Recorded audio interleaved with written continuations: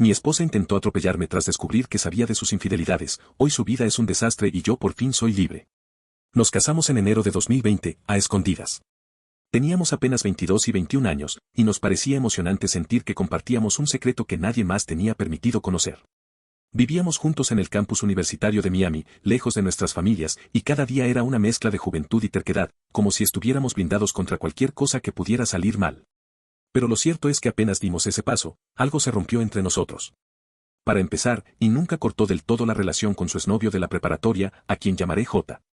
Decía que solo eran amigos ahora, que no había nada más que recuerdos, pero yo nunca estuve convencido.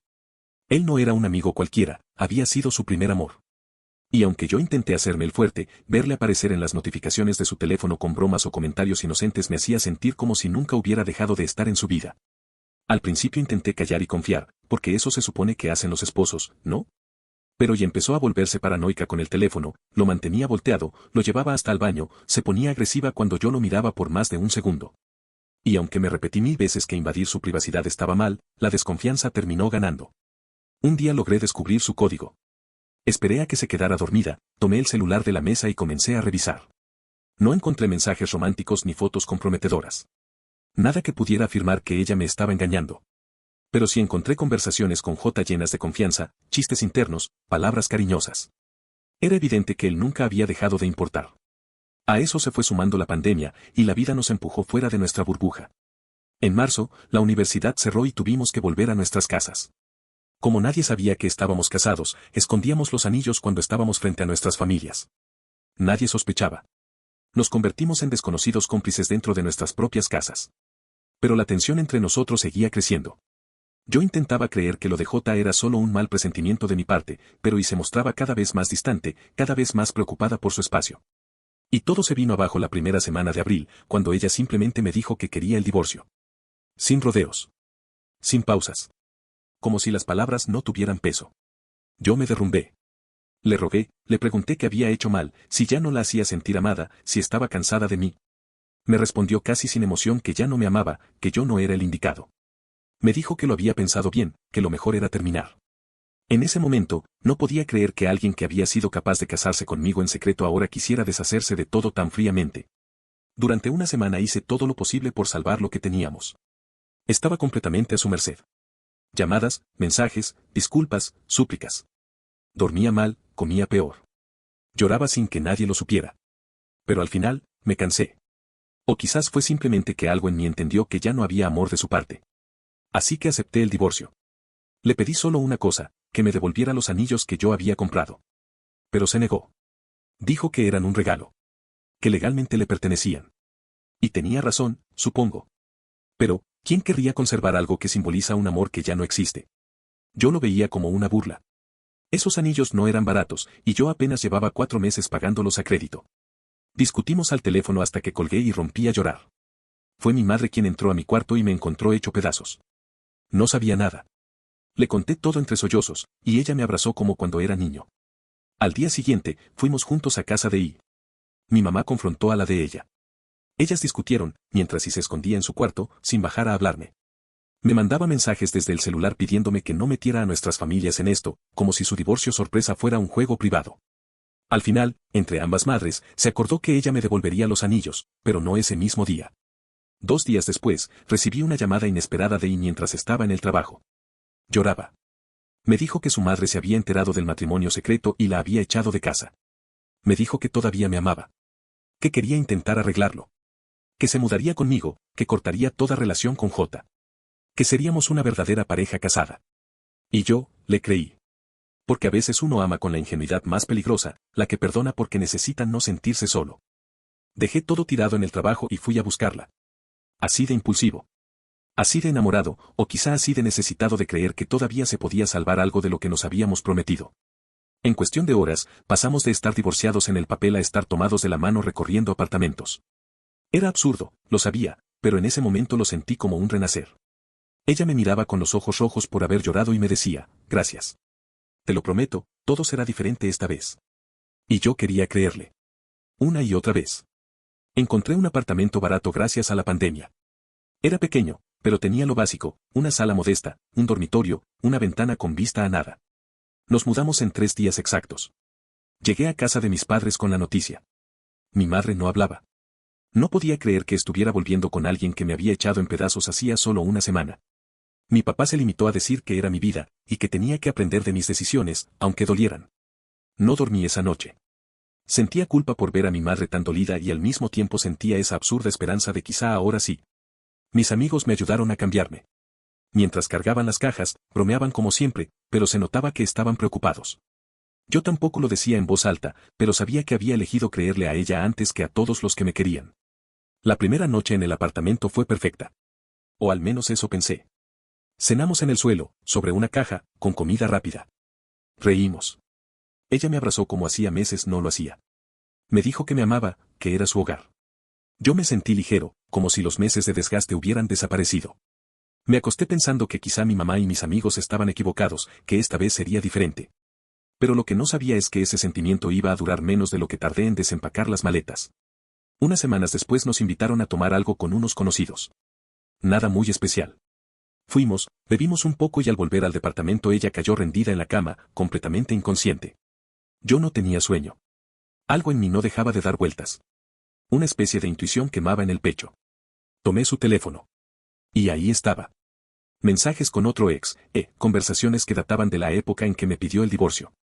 Entre las risas, las confesiones tardías y los deberíamos vernos pronto, me quedó claro que nada había sido casualidad. Que ella nunca había dejado atrás nada. Que yo era simplemente el plan de respaldo. Algo en mí se quebró. Fui a la cocina, llené un vaso con agua y se lo lancé encima. Ella despertó sobresaltada, empapada, con los ojos rojos y el aliento a alcohol. Yo grité. No sé ni cuántas horas estuve gritando. Escupí todo el resentimiento que había guardado por semanas. La llamé hipócrita, mentirosa, egoísta. Le dije que me había arrancado pedazos del alma y que ni parpadeó mientras lo hacía. Ella, todavía ebria, no entendía nada. O no quería entender. Cuando por fin despertó del todo, empezó a gritarme también. Se levantó y me empujó. Me golpeó. Arañaba. Yo no me defendí. Nunca he sido violento. Solo intentaba esquivarla, contenerla. Al final, corrí y me encerré en la habitación. Temblaba. Por dentro y por fuera. Ella se derrumbó. Se arrodilló frente a la puerta y empezó a llorar. Me suplicó que la perdonara. Que no se acordaba. Que no sabía por qué había sido así. Haré lo que quieras, pero no me dejes, repetía una y otra vez. No dormimos. O mejor dicho, ella se durmió después de llorar y yo me quedé despierto hasta ver amanecer, con los ojos abiertos en la oscuridad, pensando que esta vez no había vuelta atrás. Que no podía perdonarla más.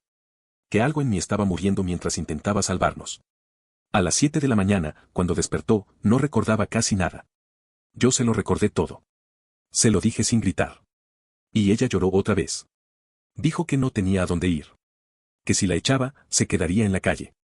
Y por alguna razón, una mezcla de rabia, compasión y agotamiento emocional, terminé diciéndole que si me prometía que no había pasado nada físico con él, se podía quedar.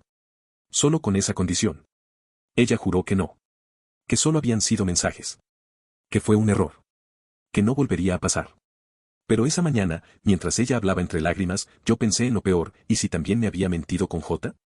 Porque a veces el verdadero infierno no son las mentiras confirmadas, sino las dudas que ya no puedes apagar. Y yo sabía que esta historia aún no había llegado a su punto más oscuro. Después de ese enfrentamiento, nuestra vida siguió como una especie de teatro mal ensayado. Compartíamos techo, cama y silencio. Ella hacía como si todo estuviera bien. Yo hacía como si pudiera perdonarla. Pero la verdad era que algo en mí había muerto ya, aunque todavía no me hubiera dado cuenta del todo. Seguimos viviendo en ese pequeño apartamento, mientras la pandemia seguía marcando el ritmo de nuestras rutinas. Yo trabajaba en un call center de 8 de la mañana a 6 de la tarde, y como no alcanzaba para cubrir los gastos, hacía entregas con Uber Eats, Postmates y DoorDash hasta las 2 de la mañana, dormía poco. Pensaba demasiado. Ella no trabajaba. Su empleo había cerrado, y por más que yo intentaba sugerirle otras opciones, siempre encontraba una excusa. Pasaba los días entre el teléfono y el sofá, a veces acariciando al Golden Doodle que habíamos adoptado después de mudarnos. Pero a mí, casi ni me tocaba. Ese fue otro cambio brusco, cuando estaba lejos, me escribía cosas bonitas, me decía te amo, te extraño. Pero en persona, el cariño desaparecía. Como si yo solo le sirviera para cubrir espacios. El apartamento estaba siempre desordenado, a menos que yo limpiara. Y, como una señal más de que no se trataba de mí, sino de su forma de necesitar, el perro que yo había llevado conmigo, Mousy, dejó de importarle en cuanto llegó el nuevo Golden Doodle. Lo vi con mis propios ojos, como se derretía de ternura con uno, mientras ignoraba al otro.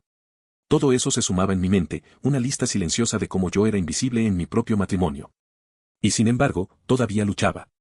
Todavía trataba de salvar algo que ella ya había quemado. Nos esforzamos por salir en citas, por hablar de nuestras vidas, pero siempre terminábamos en silencios largos, incómodos. Hasta que una noche de octubre, meses después del incidente con ella se abrió. Por primera vez en mucho tiempo, se sentó a mi lado, me miró a los ojos y se disculpó. Dijo que sabía lo mal que se había portado. Que no había sabido valorar lo que teníamos. Que si yo la odiaba, lo entendía. Y yo la escuché con una mezcla de cautela y cansancio. Pero algo en mí, ese lado débil que seguía queriéndole, decidió creerle. Quizá porque yo también necesitaba sentir que no todo había sido en vano. Fue como si hubiéramos resucitado una parte rota de lo que fuimos. Dejamos de gritarnos. Dejamos de ignorarnos. Empezamos a ver series juntos, a cocinar, a reírnos con videos tontos. Ella empezó a interesarse en mis gustos, los videojuegos, el anime, mis fotos y dibujos. A veces incluso me acompañaba en mis entregas nocturnas. Y lo disfrutábamos. Poníamos música, hablábamos tonterías. Durante unos meses, volví a verla como la persona con la que soñaba la vida. Incluso cuando contraje COVID en noviembre, ella cuidó de mí sin que yo se lo pidiera. Dormía en el suelo para no contagiarse. Me hacía sopas, me cubría con mantas. Y cuando ella se enfermó después, yo hice lo mismo. Ese gesto me hizo sentir que todavía había algo que merecía la pena intentar. Pero la herida seguía ahí. Aunque las cosas parecían estabilizarse, aunque mi corazón se sentía tibio de nuevo, nunca volví a mirarla con los mismos ojos. Y, sin embargo, ella me convenció de que lo nuestro otra vez tenía rumbo. Que el pasado era un error. Que el futuro lo íbamos a hacer bien. Quise creer que era cierto. Pero algo en mí, muy dentro, donde arden las dudas, seguía encendido. Una chispa que me recordaba que todavía no había preguntado lo suficiente. Y fue en febrero de 2021, cuando a pocos días de San Valentín, decidí ir más allá. No bastaba con revisar su teléfono por encima. Esta vez, abrí sus conversaciones con la persona con quien más confianza tenía, su mejor amiga. Y ahí lo leí todo. El verdadero motivo por el que me pidió el divorcio en abril del año pasado, ella se acostó con J unos días antes de decírmelo. Y no solo eso. Lo siguieron viendo durante meses. En ese instante supe que nunca se trató de que ya no me amara. Se trataba de que ya no fui suficiente para ella, ni siquiera antes de irse. Esa mañana, en vez de gritar, la desperté con una calma extraña. Le dije lo que había leído. Ella empezó a llorar, a disculparse, a decir que ya no estaba en contacto con él. Que fue un error. Que se arrepentía. Yo solo me levanté, agarré las llaves y salí a manejar sin rumbo. Sentía el pecho pesado, la mente vacía, como si mi alma estuviera en huelga. Ella siguió durmiendo. Yo seguí manejando. Y el amor se quedó en algún borde del camino. Volví a la casa horas después, sin un rumbo claro. Manejar me había dejado con una especie de entumecimiento emocional, como si mi cuerpo estuviera ahí, pero la mente flotara lejos, recordándome todo lo que había pasado desde enero del año anterior. Desde el matrimonio apresurado, el secreto, la sospecha, el divorcio pedido sin aviso, los perdones de ida y vuelta, las disculpas vacías. Y ahora, la confirmación de lo que siempre había estado frente a mí, y yo me había negado a ver. Los siguientes días fueron extraños. Me levantaba, trabajaba, hacía mis entregas y volvía a casa. Ella estaba ahí, en silencio. Cocinaba a veces. Otras veces solo veía por la ventana. No intentaba acercarse demasiado, pero tampoco se alejaba del todo. Una especie de limbo matrimonial en el que los dos sabíamos que nada estaba bien, pero ninguno se atrevía a dar el paso definitivo. Seguíamos durmiendo en la misma cama, aunque ya no nos tocábamos. Para San Valentín, ella intentó actuar como si nada hubiera ocurrido. Me dio un pequeño empujón por la mañana, en tono juguetón, preguntándome qué había planeado para ella ese día. Yo no tenía planes. No tenía ganas. No tenía fuerza. Le dije que no había nada para celebrar, que no tenía energía para hacer como si no hubiera leído lo que leí. Me gritó. Lloró. Me acusó de no esforzarme. Me dijo que estaba siendo cruel al negarme a hacerle un gesto, así fuera el último. Yo estallé. Le dije que no merecía nada, que no podía seguir fingiendo que todo estaba bien para no tener que enfrentar lo que hizo.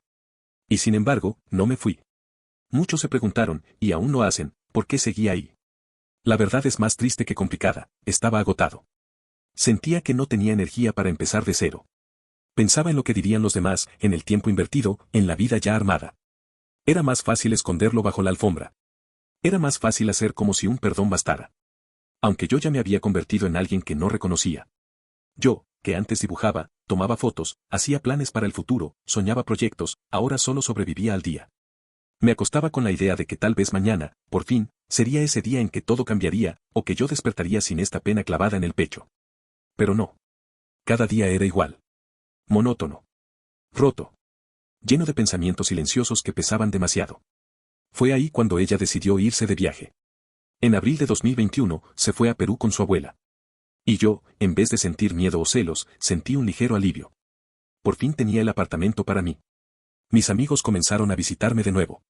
Volvimos a reír, a hacer lo que hacíamos cuando yo todavía era yo, noches de juegos, de películas, de historias sin dolor. Momentos simples que se sentían extraordinarios porque no había tensión, ni silencio, ni culpa allí. Me di cuenta de que todavía podía respirar sin sentirme observado.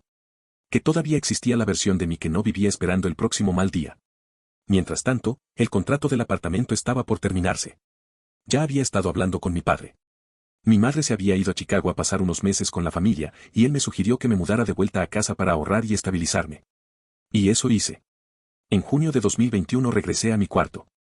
A mis cosas. A lo que me recordaba que una parte de mí no había sido destruida por completo. Fue como volver a una fotografía del pasado. Mi cuarto estaba igual, con los dibujos que había colgado en la pared, las fotos de viajes que yo mismo había tomado, el pequeño estante que armé con mis manos. Recordé quién era antes de todo esto. Y volvió ella. Regresó de Perú semanas después. Y como ya no teníamos apartamento, terminó mudándose también a la casa de mis padres. Nunca me pregunté por qué acepté eso. Supongo que la costumbre, o la cobardía de cerrar definitivamente una puerta que ya estaba hecha trizas. Y, curiosamente, durante unos meses, parece que todo se calmó. Yo conseguí un nuevo trabajo, uno en ventas, mejor pagado que el anterior. Me ascendieron rápidamente a supervisor, y por primera vez en mucho tiempo sentí una gota de orgullo propio. Podía permitirme comprar el carro que siempre quise. Al menos eso había salido bien. Pero con ella, siempre había algo. Un vacío constante. Una distancia rara. Una pelea silenciosa. Cada día que pasaba sin discutir parecía una tregua, no una reconciliación real. Nos hacíamos compañía. Salíamos a cenar. Veíamos series. Pero yo ya no creía en sus palabras. No creía en sus gestos. Y aunque a veces ella intentaba recuperar la conexión, ya no quedaba un puente por reconstruir. El fuego de lo que habíamos sido apenas dejaba humo. Nunca hablamos a fondo de sus infidelidades. Nunca pude preguntar todo lo que quería, ni ella quiso explicar más que lo necesario. Era como dormir entre las ruinas de un edificio que ya sabíamos inhabitable. Uno en el que cada ladrillo sostenía su parte del silencio. Y así llegamos a mayo de 2022. Sin saber que, ese mes, casi me costaría la vida. Mayo de 2022 comenzó como cualquier otro mes. Parecía que estábamos en un punto medio extraño, ya no había gritos, ya no había confrontaciones constantes, pero tampoco había amor verdadero. Era como si viviéramos en una pausa indefinida.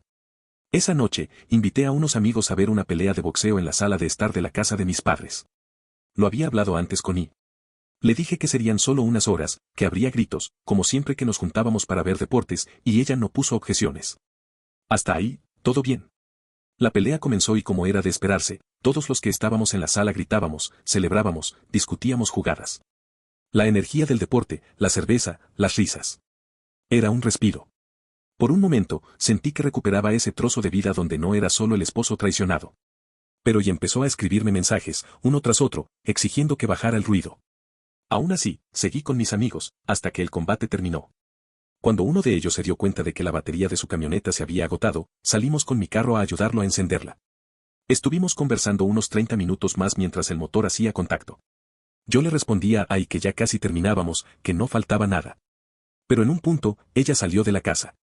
Caminó hacia mí rígida, con los ojos fríos, sin decir una palabra. Me empujó. Yo intenté hablarle, pero no me dejó. Se subió a su coche y se dispuso a marcharse. El carro estaba aparcado cerca de unas luces solares que mi papá había colocado en el jardín. Para salir, tenía que pasar sobre una de esas luces. Yo me acerqué a la ventana para preguntarle qué pasaba, por qué estaba actuando así. Ella solo me miró con una expresión vacía, y pisó el acelerador. No lo pensé. Me lancé hacia un lado, sentí el golpe de aire contra mí y el asfalto contra mi rodilla. Si no me hubiese movido, me habría atropellado. Literalmente. El carro arrastró la luz del jardín mientras yo me sentaba en el suelo, sin poder creer lo que había pasado, con mis amigos corriendo hacia mí asustados. Ahí, sentado en la mitad del camino, con la rodilla raspada y el corazón desbordado, entendí algo que había intentado negar durante años, esa mujer, a quien había amado con mis entrañas. Era capaz de querer hacerme daño físico.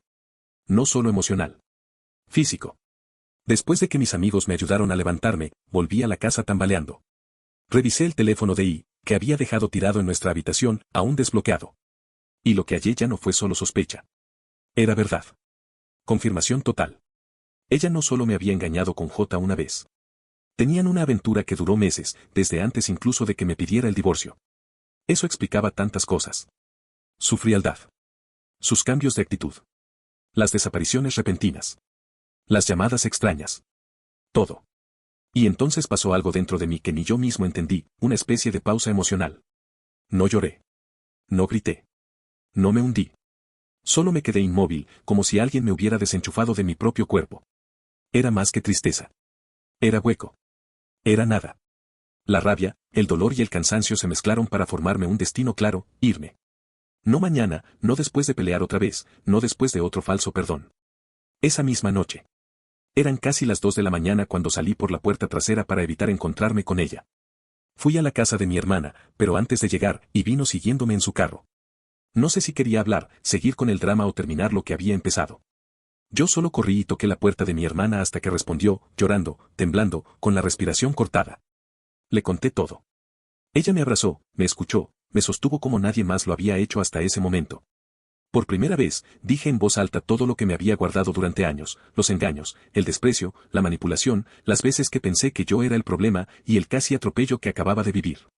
Decidí romper con todo. No solo con ella. Con mi propia negación. Volvimos juntos a la casa de mis padres con cautela. Y estaba ahí, empacando sus cosas en silencio. Me acerqué. Le pedí las llaves, los anillos, y le dije, sin una palabra más, que esto se había terminado. Ella lloraba, decía que no me fuera, que lo sentía, que no quería perderme. Pero yo ya no estaba ahí. Me acosté en mi vieja cama, en mi cuarto de siempre. Después de tanto tiempo, dormí como si no tuviera que estar pendiente de que alguien me escondiera algo. Dormí ligero. Dormí suelto. Y al día siguiente, cuando ella apareció a golpear mi ventana para pedirme que dejara entrar al perro, simplemente no abrí. Porque a veces, la respuesta no es hablar. Es irse. Después de esa noche, la del carro, la de los gritos ahogados y las verdades que ya no aceptaban brillos falsos, todo cambió de forma definitiva. Y se marchó. Se fue a casa de su madre, aunque no duró mucho allí. Tenían una relación conflictiva, especialmente por su padrastro, y su orgullo no le permitía volver derrotada. Así que, apenas pudo, encontró un pequeño apartamento en agosto de 2022. A pesar de la separación, todavía estábamos legalmente casados. Y aunque yo ya no sentía amor, sé que en el fondo me costaba admitir que mis sentimientos por ella no podían apagarse tan fácil. Porque una cosa es cerrar la puerta, y otra muy distinta es lograr no mirar hacia atrás. Empezó a escribirme. No constantemente, pero lo suficiente como para mantener una línea abierta entre los dos. A veces me pedía que la ayudara con los gastos del perro que habíamos adoptado juntos, el Golden Doodle. Decía que no podía con las cuentas, que estaba a punto de atrasarse con el alquiler, que el perro no tenía suficiente comida. Pero yo no le mandé ni un solo dólar. Porque aunque ese perro fuese parte de mi vida, no iba a seguir financiando la irresponsabilidad emocional de alguien que solo pedía cuando la única palabra que se le acababa era amor. No voy a mentir, hubo una parte de mí que sintió satisfacción al ver cómo empezaba a hundirse en sus propios errores. No como venganza. No con crueldad. Era más como justicia. La justicia que no siempre se recibe en persona, pero que el destino, de alguna forma, termina repartiendo. Y así fue viendo cómo, poco a poco, su imagen empezaba a desmoronarse. No podía pagar el alquiler. No conseguía mantener un trabajo estable. No lograba controlar sus impulsos. Se estrelló 2 veces con el carro. Y aún así, no dejó de salir los fines de semana para beber como si el mundo fuera eterno, publicando historias en redes sociales que parecían decoraciones de una vida que en verdad ya se le estaba cayendo a pedazos. Yo me alejé. Empecé a poner límites. Le desconecté la línea de teléfono que todavía compartíamos. Ella se enteró días después, cuando ya no le funcionaba el celular. Me escribió desde otro número, furiosa, diciendo que era un imbécil, que no tenía derecho, que no tenía cómo recuperar sus contactos. Pero a mí ya no me conmovían sus gritos ni sus amenazas. Era solo ruido.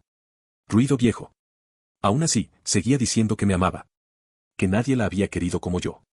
Que se arrepentía de haberlo arruinado todo. Que ojalá pudiéramos intentarlo de nuevo. Que todavía veía mi nombre como un hogar. Que jamás encontraría a alguien como yo.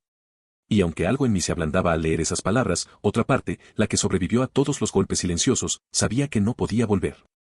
Porque aunque la tristeza te haga dudar, es el respeto lo que debe sostenerte. Y ella lo había quebrado demasiadas veces. Durante esos meses, yo cambié. Crecí. Avancé. Fui ascendido a gerente en mi trabajo, luego renuncié por estar sobrecargado y conseguí algo mejor aún. Volví al gimnasio. Recuperé parte de mi cuerpo, aunque todavía no del todo. Empecé a planear cosas con mis amigos. Volví a salir. A vivir. No diré que encontré la felicidad, pero sí puedo decir que volví a ser dueño de mi propia vida. En marzo de 2023, nos vimos una última vez antes de que todo llegara a su desenlace. Fuimos a los tribunales para firmar el divorcio. La vi llorar fuera de la sala, diciéndome que nunca quiso llegar a esto, que no estaba lista para dejarme ir. Y yo, por primera vez en mucho tiempo, no lloré. No temblé. No me hice preguntas. Solo la miré como a alguien que ya había sido parte de mí y que ya no lo era. Firmamos. Salimos. Ella se fue. Yo también. Y en ese instante exacto, fue como si un nudo que llevaba años en mi pecho, por fin se hubiera desatado. Ella siguió escribiendo un poco más. Seguimos hablando por mensajes esporádicos hasta mediados de año. Luego, silencio. Y qué curioso que ese silencio, que antes me hubiera matado de ansiedad, ahora fuera mi paz. Al final, aprendí algo que debería estar tatuado en cualquier corazón roto: a veces no necesitas odiar para dejar ir. A veces basta con aceptar que, incluso cuando amaste de verdad, hay personas que solo saben vivir a costa de lo que les das, hasta que ya no queda nada. Y ella, con sus fiestas y sus mentiras, con su caos y sus lágrimas, siguió su camino. Pero yo, por fin encontré el mío. Después de firmar los papeles aquel día, sentí como finalmente el aire volvía a entrar a mis pulmones sin dolor. Era como si por fin me quitaran un peso enorme de encima. Un peso que ya no era amor ni esperanza, era solo costumbre, cansancio y heridas. Pero aún quedaban asuntos por resolver. Legalmente seguíamos casados un poco más. El proceso necesitaba una audiencia adicional y algunas firmas finales. Durante ese tiempo, Y y yo intercambiábamos algunos mensajes. Casi siempre eran por temas prácticos, cosas de la corte, papeles, pertenencias que aún no terminábamos de devolvernos el uno al otro. Ella había comenzado a salir con otra persona. Lo supe porque lo publicaba en sus historias de Instagram. Después de todo, seguíamos viéndonos en redes sociales. No nos bloqueamos. No nos eliminamos. Simplemente, dejamos que la vida hiciera lo suyo. Ella, por su lado, intentaba reconstruirse, o al menos aparentarlo, posteaba mensajes con chicos nuevos, fotos de salidas, selfies borrachas después de una noche de club. A veces me escribía tomada. Decía que se equivocó. Aseguraba que todavía me amaba. Que nadie la había hecho sentir como yo. Que esta vez sí cambiaría. Yo ya no respondía a eso. A veces ni siquiera lo leía. Porque entendí que uno no puede vivir a expensas de quien solo recuerda amarte cuando está sola. El último paso fue la audiencia final en la corte. En junio de 2023 nos presentamos. Entramos. Nos sentamos. Ella quiso hacer pequeños comentarios para llamar mi atención, hizo bromas pasivo-agresivas, como de costumbre. Incluso la escuché decir en voz baja que no se arrepentía de nada. Yo solo respiré. Respondí lo que el juez me preguntó. Firmamos. Y con esa firma, terminó todo. A la salida, llovía. Ella me pidió que cuidara al Golden Doodle mientras se iba de viaje. Le dije que no. Me dijo que era un padre de perro irresponsable. Que yo no tenía corazón. Luego se fue. No hubo abrazo. No hubo despedida suave ni palabras bonitas. Solo puertas que por fin se cerraban. 2 semanas después, la eliminé de todas partes. No por odio. No por venganza. Sino porque no se puede sanar cuando uno sigue permitiendo que la herida hable. Después de eso, todo fue silencio. Me enfoqué en mí. En mi trabajo, que iba cada vez mejor. En mi cuerpo, al que estaba volviendo a reconocer poco a poco. En mis amigos, que siguieron ahí pese a mis ausencias. Empecé a hacer planes para el verano, para pequeños viajes, para un futuro que ya no estaba encadenado a un error. No diré que fue fácil. Nunca lo es. Hubo días en los que pensé en escribirle. En los que recordé momentos felices y creí que quizá no todo había sido un desastre. Pero basta rascar un poco para recordar las veces que me apagó el espíritu, me engañó, me humilló, me dejó vacío. Y ese es el recordatorio exacto para no volver nunca más. Ahora, al mirar atrás, me doy cuenta de lo esencial: el divorcio no fue una derrota. Fue una liberación. No llegué aquí por ganar. Llegué porque sobreviví. Y aunque todavía estoy reconstruyendo partes de mí, mi confianza, mi calma, mis ganas, hoy tengo algo que durante años no tuve: la sensación de que por fin soy dueño de mi tiempo, de mi nombre, de mi vida. Ella sigue por ahí. Según su Instagram, tiene problemas de dinero. Se ha estrellado un par de veces más en el carro. Sigue saliendo, sigue bebiendo. Sigue buscando afuera lo que nunca supo cultivar adentro. Quizá no esté lista para aceptar lo que hizo. Quizá lo esté. Ya no me importa. Yo no soy perfecto. A veces pienso con algo de rencor. A veces creo que merece cada gota del karma que le llegue. Pero también sé que guardar odio es seguir atado. Y yo ya no quiero eso. Hoy puedo decirlo sin temblar, ya no la amo. Pero tampoco la odio. Solo aprendí a vivir sin ella. Y eso, después de todo, ha sido el mayor paso hacia mi libertad. No olvides dejar tu opinión en los comentarios, dejar tu like y compartir este video.